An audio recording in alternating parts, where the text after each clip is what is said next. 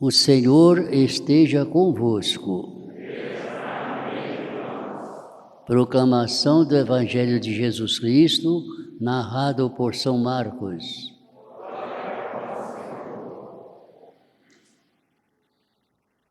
Naquele tempo, João disse a Jesus: Mestre, vimos o homem expulsar demônios em teu nome, mas nós o proibimos porque ele não nos segue. Jesus disse: Não o proibais, pois ninguém faz milagres em meu nome para depois falar mal de mim. Quem não é contra nós é a nosso favor. Em verdade eu vos digo, quem vos der a beber um copo de água, porque sois de Cristo, não ficará sem receber a sua recompensa. E se alguém escandalizar um desses pequeninos que creem, melhor seria que fosse jogado no mar, com uma pedra de moinho amarrada ao pescoço. Se tua mão te leva a pecar contra ti, corta-a. É melhor entrar na vida sem uma das mãos do que, tendo as duas, ir para o inferno, para o fogo que nunca se apaga. Se teu pé te leva a pecar, corta-o. É melhor entrar na vida sem um dos pés do que, tendo os dois, ser jogado no inferno. E se teu olho te leva a pecar, arranca-o. É melhor entrar no reino de Deus com um olho só do que, tendo os dois, ser jogado no inferno, onde o verme deles não morre e o fogo não se apaga. Palavra da salvação.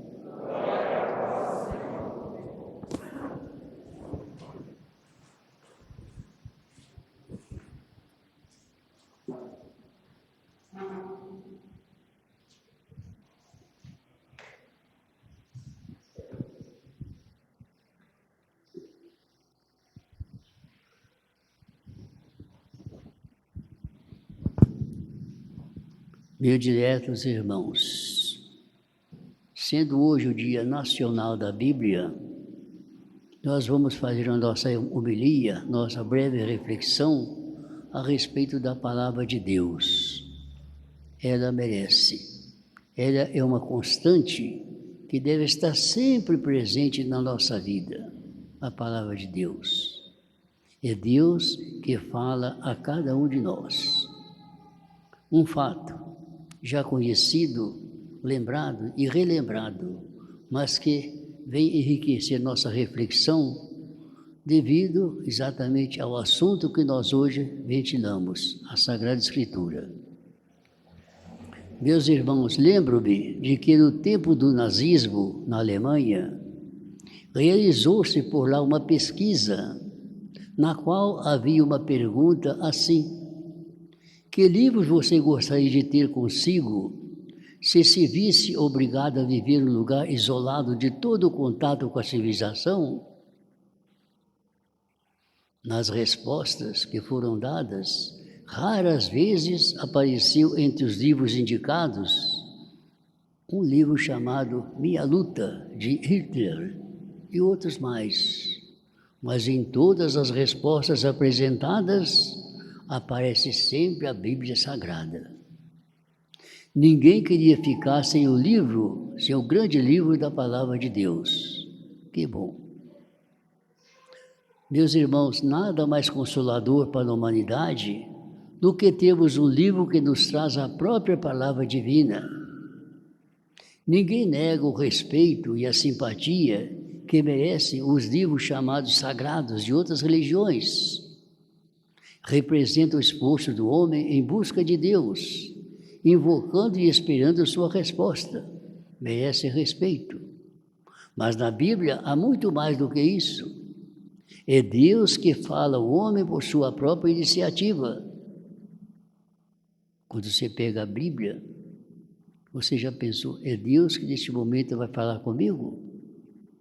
A Bíblia é realmente a palavra de Deus, transmitida a nós através dos autores sagrados, a quem Ele, Deus, inspirou, no sentido mais profundo da ação de inspirar.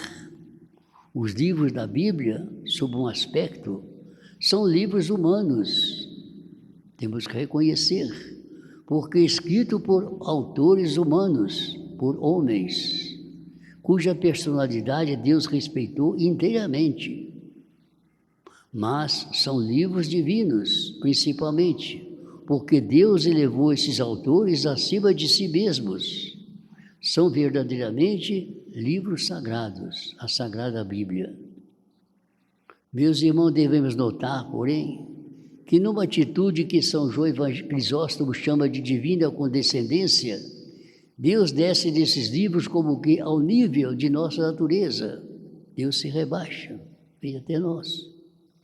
E manifesta seus pensamentos envoltos nas mais diversas roupagens da linguagem humana, na história, na narrativa popular, na poesia e na oração, na história, na narrativa popular, na poesia e na oração, sobretudo dos salmos que hoje cantamos, e até narrando os erros cometidos pelos homens no desenrolar da história, deixando-nos entrever no fundo das sombras dos erros humanos a verdade divina que nos quer ensinar.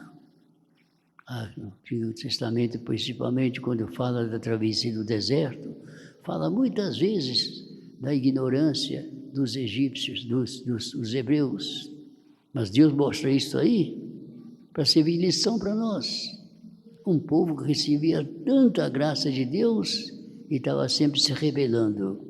Mostra para nós isso, para dizer que nós não devemos fazer assim. E assim é que na Bíblia encontramos a maior variedade de estilos e de formas literais. Aparece lá no início, dos 12 primeiros capítulos do Gênesis, a chamada história dos primórdios. Não é o relato científico de como se deu a obra da criação, não é. É um conjunto de narrativas de cunho popular e pedagógico, a nos mostrar como tudo vem de Deus, de sua sabedoria e de sua bondade. No livro do Gênesis nós percebemos isto. Deus quer mostrar para nós que tudo vem dele. Tudo começa em Deus, tudo começa de Deus. Aqueles que conhecem aqui o convento, entrando da capela, nós encontramos lá 2 letras. A primeira letra do alfabeto grego, alfa, e a última letra, ômega, para chamar a atenção das pessoas que vão à igreja, essa igreja dizer, presta atenção, tudo começa em Deus, tudo termina em Deus. São uma das 2 letras do alfabeto grego, alfa, beta, gama, delta, epsilon, o alfabeto todo, primeira, alfa, tudo começa em Deus, ômega, tudo começa em Deus. Mostra a harmonia que o Criador pôs na criação, a grandeza do homem e sua liberdade, a origem da família humana, do trabalho, do povoamento do mundo, tudo está no livro do Gênesis. Encontramos depois a história dos patriarcas, a começar de Abraão, a quem o Senhor Deus prometeu uma descendência mais numerosa do que as estrelas do céu e as areias na praia do mar. Depois a grande história do povo hebreu, libertado do Egito sob a guia de Moisés, e a vida nômade no deserto, cada hora no lugar. O vasto deserto cheio de presença de Deus e de seus gestos maravilhosos, quando o povo se rebela contra Moisés para a sede. Se é melhor que nós morrêssemos no Egito, onde tínhamos cebola à vontade, do que ficar aqui com sede. E Deus que fala com Moisés, pega a sua vara, bate aqui na pedra, você terá água. E a promulgação da lei no Sinai, quando Deus entregou a Moisés a lei, os 10 mandamentos, e o surgir definitivo do Israel como povo de Deus. É a história dos reis, desde Saul e Davi, até a divisão do reino em 2, e as sucessivas guerras, e o exílio na Babilônia, e a volta à Palestina, e a dominação dos vários povos, até chegar ao tempo dos romanos e ao grande fato central da história do mundo, isto é, a vinda de Cristo, o Filho de Deus, e ao Novo Testamento. Tudo vai até chegar em Jesus Cristo. Meus irmãos, aí surgem os evangelhos com a vinda de Jesus Cristo, onde não mais são os profetas que falam, é mais os profetas, mas é o próprio Filho de Deus que nos fala. Ele é que é a palavra eterna do Pai. O Evangelho, vejam bem, o Evangelho que acabamos de ouvir, é o coração da Bíblia. É aquilo que já de mais importante da Bíblia, é o Evangelho. Nenhum outro livro do Antigo ou do Novo Testamento se equipara a esse livro tetramorfo. Isto é apresentado em 4 redações, que tem como autores São Mateus, São Marcos, São Lucas e São João. Vejam, o Evangelho é como que o nosso lugar de encontro com Jesus Cristo. O Evangelho é como que o lugar de encontro, nosso encontro com Jesus Cristo. Quem não gostaria de encontrar com nosso Senhor? Vamos fazer uso do Evangelho. O Evangelho, ouvir o Evangelho é familiarizar-se com Cristo, é aprender seu modo de ser. Pois de que os santos diziam muitas vezes, se nosso Senhor estivesse no meu lugar, o que é que ele faria neste momento?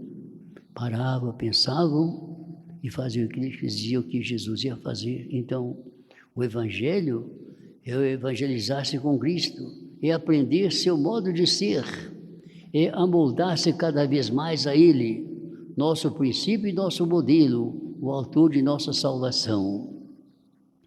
Conclusão: enquanto a palavra dos homens, mormente hoje, se mostra cada dia mais confusa e incerta, e como que cambaleando entre sombras, só a palavra de nosso Senhor Deus permanece e permanece para sempre. A palavra do homem no dia de hoje, a gente sabe perfeitamente, infelizmente, perdeu o seu valor. Entretanto, a palavra de nosso Deus permanece para sempre. E o que ele vem dizer para nós nesse dia de hoje, principalmente, é que o Evangelho é o coração da Bíblia. Nenhum outro livro do Antigo Testamento ou do Novo se equipara a ele. O Evangelho é como que o nosso lugar de encontro com Jesus Cristo. Ouvir o Evangelho é familiarizar-se com Jesus. Então, como texto, trabalho para essa semana, tarefa, nós vamos procurar valorizar nossa reflexão, pensar no grande valor que tem a Bíblia Sagrada e tê-la em nossa casa, não como um enfeite, mas para não poder tomar a Bíblia e frequentemente lê-la. É Deus que vai falar a cada um de nós. É um momento muito importante. Então, quando fazemos uso da Bíblia, vamos fazer uma oração diferente. Vamos ler para que Deus possa falar conosco. Vamos fazer um pouco de silêncio para ver o que é que Deus quer falar com cada um de nós. Uma leitura orante. Falar e ouvir. Muito importante. Amém. Façamos nossa profissão de fé.